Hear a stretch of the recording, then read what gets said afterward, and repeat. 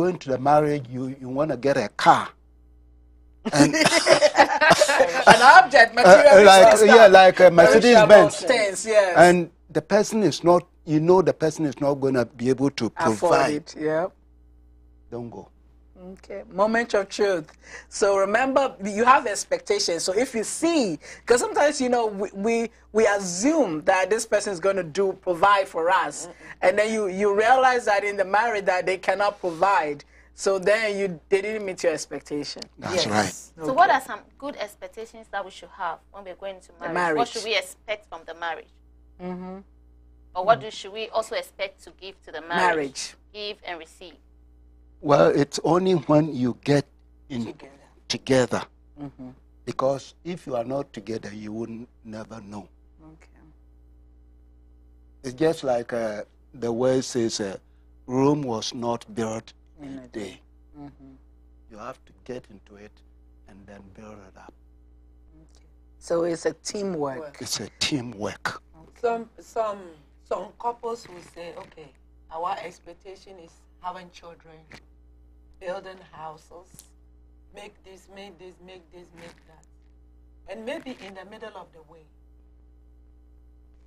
some of the expectations were not met. They'll change. And then there's going to be a problem. There's going to be a problem. But as you are finding solution to everything, make sure you make up your mind. It doesn't matter what we will go through. We will make it. Okay. Yeah, it's all in your mind. It's all in your mindset. All in your mind. Your expectation, you go in there, there's a way of not going back. You are not turning back. So your expectation, focus on it. And then you go and work as a team so that you can get your... So one expectation should be together. Get to the end, like go till death do us part. That's an expectation. And one expectation is also, from what I'm understanding, is to work as a team. Yeah, to be solution-oriented. Yes. To make sure that whatever you are working on, you will both agree. And I think that is a good expectation. Yes. Working as a team. Thank you so much. If you don't work as a team, you will fall down. Okay. I have a question. So, one of our biggest expectations when we go into marriage is respect. We expect to give respect and to receive respect. But I think that for some people, along the line, it breaks up. And you see that in the family, it looks like nobody did respect anybody. The children don't respect the parents don't respect each other. What do you think is the cause of that? How can we make sure that there's respect in the home? Okay. Love comes with respect. We respect each other. One thing that I would say, every family, the children pick respect from the parents. The way that you talk to each other, the way that you address each other. Whatever you do in the house, the children pick it up. For me, my house, you can't say some words over there. Because we were not training you for you to become a vagabond or something. We are training you to be a gentleman and a lady. And a man and a lady in the house. Amen. So you have to know how to comport yourself.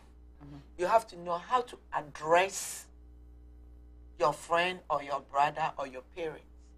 That you always have to use yourself as an example.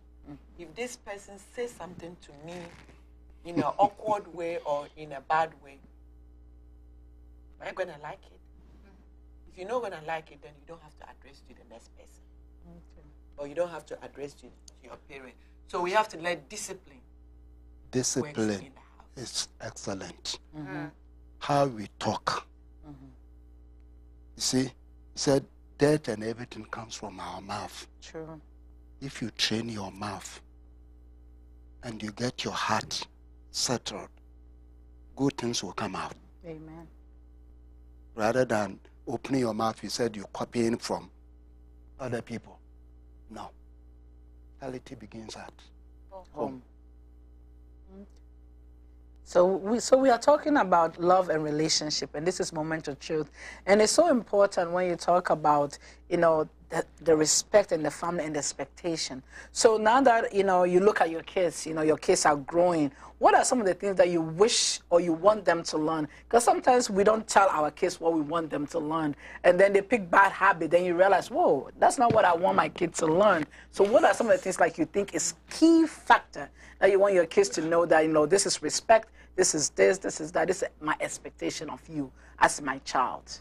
One thing is every family or every parent, you have to tell them your experience. As you are growing up, you have to tell them your experience in your relationship, and your experience in your own family, then your experience with your friends and co-workers. You have to let your family know, so that some of your mistakes that you did, they will never do the same mistakes. So learn from yours. So they will learn from yours, and at the same time, they will also try to do the right thing. Because, like example, some family will say, okay, me, I could not able to go to school, but I have to do my best to push my children to go to school. That is the parent expectation for their children. But if you cannot able to tell them some of your the things that you couldn't be able to do. The things that as you were growing, you were facing, they will never know who you are. Your challenges. Yeah. Some of your challenges, they will never know who you are. So you always have to talk to your children. If they're doing something right, it's not every day that you have to scream or yell at them. You have to use your eyes to watch them, and you have to communicate with them with your eyes too. But it's not spanking. It's not spanking. The spanking. Spanking is the one that drives kids away. But the way you look at them, the way you talk with them, that will calm them. Because this modern age, there's so many things out there. Of course. So during your time, you didn't go through those, even though you went through that. At that time, it's your modern age, you know. So whatever we faced at that time was modern. Of course. Now it becomes old. It's ancient. So they will tell you that yours is archaic. Of course. But you let them understand that it's the same thing. In a different form. In a different form. Okay. Because every day is different. So once they are growing up, you talk to them. Tell them what you experienced back. And then let them know. It's just like giving them food. You wouldn't tell them to go and eat junk food outside. Get the food in the house, cook. And then you train them how to cook and how to do it. So that when they grow up, they won't go to the McDonald's every day. That's true. Healthy. Keep them healthy. One of our viewers said, what should one do if they can't afford marriage expenses from the family as a man? What can they do? That's a good question, because you remember that in America, in American culture, moment of truth, they always said that the girl side of the family are the one who pay for the bride, or they pay for the wedding. Yes. For the wedding. For the wedding. Who? So Mrs. Bentu said, who? So if the man can afford the marriage or can afford the wedding, what should they do? Okay. The expenses for the wedding, that's the question. One thing is, when you are ready and you are mature to marry, you know that eventually you're going to get married. When you finish school, you have a job. Your blessing door is open. Your marriage door is open. So you started preparing yourself towards your marriage. The way that you want your marriage to be, that is how you're going to prepare yourself. You save money. The guy too, you have to save money. Because you guys are coming together, you have to sit down and plan, how do you want us to get married? How much do you want us to spend? Do you want to do marriage that lavish one that everybody will know, and at the end of the day, you will cry in the house, or at the end of the day, you're going to end up divorcing because The bills you are use is too much. credit card. Yes, it has happened. Marriage is not using credit card because beginning, you guys are coming together. If you can afford 30 people, that's fine. If you can afford 100 people, that's fine. You have to do research on all. How much am I going to pay? How much am I going to pay for my wedding gowns, my rings? Both of you have to sit down together. Yes. As both parents has accepted it, then you will plan how to. But if you want to spend 50,000, 100,000 in one marriage, let people come and enjoy, and at the end of the day, you go home. and pay by yourself. you go and pay by yourself. That one is up to you. But I will advise any new person or any young couples that they want to get married, do your wedding simple. Keep your money, because at the end of the day, when you guys come together, you're living together. You don't know how the lady pregnancy is. Of course. Maybe she can be somebody that you will have energy to work. Every baby that you are pregnant is different. It's different. Maybe she can be a pregnancy.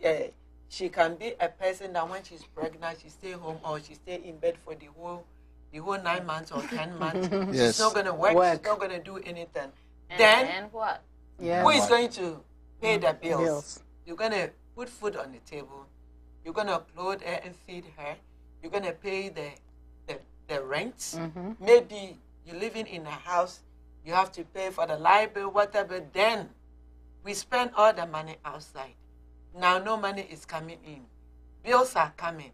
That is where the fight is going to start. Okay. So I advise all the young ones, don't spend too much in your marriage. Keep some of the money. Do what the two of you want to do and feel happy, so that beginning of marriage is so sweet. Okay. It's so wonderful. But the moment kid comes in, things will be started changing. That is why I'm saying you have to love the person for who he is. Because beginning of marriage, I'm telling you, it's so sweet. If you don't enjoy your life beginning of marriage, before it comes in. Yeah, because you won't have after all those stuff. It's what she's saying is very true. Cut your coat according to your size. When you marry, you say you're going to do wedding. Don't go and then use credit card or this thing. Prepare yourself and then know how much you're going to spend. Don't tell yourself that, oh, my friend did a wedding, very big one, so I'm going to do the same thing. No. That wouldn't work. If you can afford even 20 people to come to the wedding, do it. And then you may have little money left for you, so that during the course of the marriage, you'll be able to use it. But if you go and then credit card up and down and then get all these bills, and then after the wedding, you're going to pay. And I mean, I've seen people going through it. So this time, youngsters, those who are ready to go and marry, they have to prepare.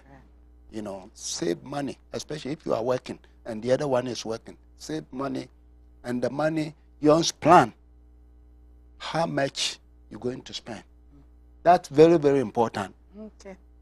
Thank you. So our listener that has the questions. So Mr. and Mrs. Bentu is telling you, the man may not say that he doesn't have money. He may not want to spend elaborate money on a wedding that he doesn't, you know, there's no need for it. You know, so if we are spending money, cut your coat according to your size and plan your wedding in a way that you don't spend a lot of money. I think people also spend a lot of money because they think, oh, this is going to be the only time. How about you think about maybe let's do something small now and then 10th anniversary. Maybe by then we'll have a lot of money and we do something big. Yes. Maybe that will help your marriage stay till 10 years. When you have that in mind, at least when you have something else in mind. Life. For life. You know? Yes. And you are like, oh, maybe every 10 years we do something different, every 10 years. So that you don't think about, oh, let me put all the money in here. It's not the last day. It's just the beginning of a good time. right? Okay. So don't worry about the first Yes. day. It's going to be a long time for you to celebrate a whole lot. Yeah, once you have life, Yes, if there's you are, life, there's so hope. God has given you life, and you are living, just apply that to it. That I'm not going to spend just one time, and after that, Right. you cry. And one thing that I will say, wedding is not compulsory. Yes. Wedding is not compulsory. You can do engagements, let the pastor bless it. It's the same word that they say in the wedding, the same words that they're going to say in the Yes. Of course, of course. So wedding is not compulsory, and don't compare somebody's wedding because everybody is different. Different. Okay. Maybe some people, their parent can support them, but maybe nobody is supporting you. So you cut. I always say, cut your your coat coat according to your size. material. Your material, not just your If you size. if you don't cut it according to your material, then you're going to have a big problem. Problem. And then love the person for who. Yeah. So one of our viewers said parents need to educate their children on that. Save your hard-earned money for future purpose. So I think we really appreciate the fact that you guys talking about it. So our viewers are also hearing you. That, parents, you talk. Because sometimes we don't tell the truth.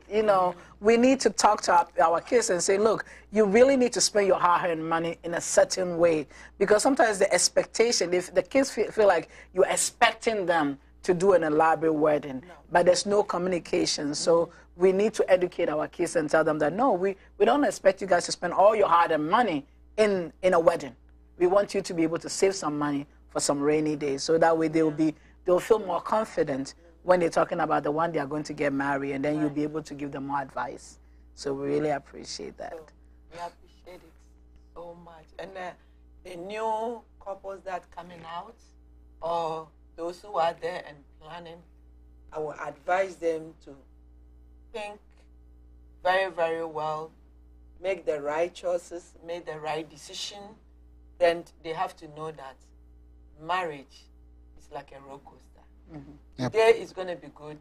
Tomorrow is going to be bad. Yes, you. Then always when your husband or your wife do something, remember the first day that you fall in love. Okay. Yep. Remember. Let that always come to your remember mind, that. right? Me, when I get upset, I go outside. Or I just take fresh air. Okay. And Find because ways sometimes when you get upset, you bring some words out. You can never take it back. back. Okay. So young ones, don't put so much money in your wedding. And always plan how you want your future to be. Save money, buy shares, IRA, certificates, Yeah, especially those who are working. CDs as you are working. Don't spend all your money in lavish things. Okay. And some people always, every year or every 2 years, they have a new car. They have a new car. They've been trading in, Yes. trading in, Wow. trading in. So you never finish And make paying. sure you Yeah. can save money to buy a car. And you save it, you can credit for about 2 years, then the rest you put money into it so that your monthly deductible will be small. Don't credit expensive things, because I know America, every day they have sales. Of course. Every day they have sales. They have classes. So every day, and especially the moment that you have children, your budget become higher. Your expectation become more because now you have children. And one thing that I would say, new couples or the new one that they want to get married, if you want to start having children, as you having new babies and everything, your love will start going up. Your normal, will start going up. Please boost yourself up. Okay. We especially we the women, we focus all our attention On the babies. but you don't have to. You have to balance things up. Okay. And always guys, you need to spice your marriage. Amen. When your wife is down, make sure you lift her up and make sure she's always happy. Both of you have to make each one happy. Yeah, that's why I said it has to be hand go, hand come. Thank you so much. And I have one thing that I have to say. You have to know, if you want to marry for a very long time till that you are apart, you have to know apology. Amen. That's if you don't know another how to important apologize, thing. Say marriage, how to say I'm sorry. It doesn't hurt. It will never take your dignity out. If you know how say to it. apologize. If even you see the thing is, you are not wrong, and the person is wrong, and then go in this and say, I'm sorry too. Amen. And that will bring everything. The person himself will, think about it and say, hey, it's true. I mean, we have been so blessed. This is so having awesome. both Mr. and Mrs. Bentu here, and we can go on and on, but our time is fast spent. And so we really want to tell them thank you so much for being our wonderful guests. We were really appreciative. We hope to see you more. Yes, to talk about your love, your expectation, your relationship. We just definitely feel blessed. So we want to thank our viewers for watching us. We also want to thank our district, our national head, Apostle Amarko, our regional head, Apostle Seminole, and of course our district pastor, Pastor Evans Bati, and the family. Thank you so much for our technician in the back. We also just want to say that this next week, from the 4th to the 7th, is the apostolization that is coming on, and our chairman and the IMD is coming to Maryland and Virginia. So we want to thank you.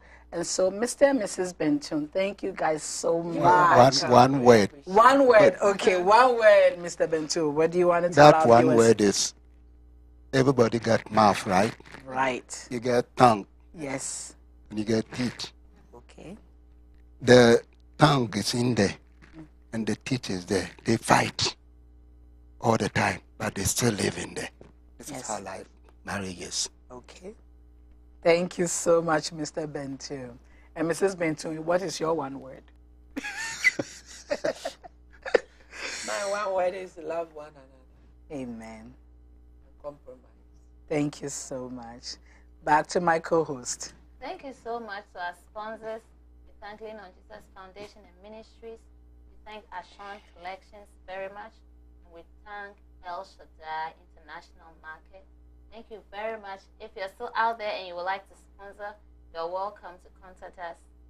We'll be glad to take your sponsorship any day. God bless you. Thank Amen. you. Yes.